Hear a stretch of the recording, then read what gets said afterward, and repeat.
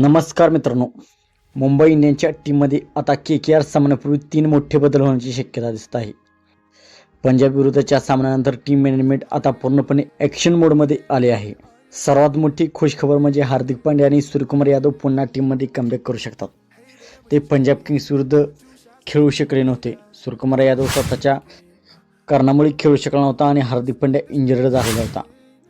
तर हार्दिक आणि सूर्या या सामन्यामध्ये कमबॅक करू शकतात. त्यामुळे मुंबईची बॅटिंग आणि फिनिशिंग दोन्ही मजबूत होणार आहे. तर मुंबई इंडियन्स म्हणजे राजबावा आणि शेरफंड रदरीफोर्ड यांच्या जागी हार्दिक पांड्या आणि सूर्यकुमार यादव हे खेळाडू रिटर्न येऊ शकतात. या बदलामुळे टीमचा अनुभव खूप वाढणार आहे.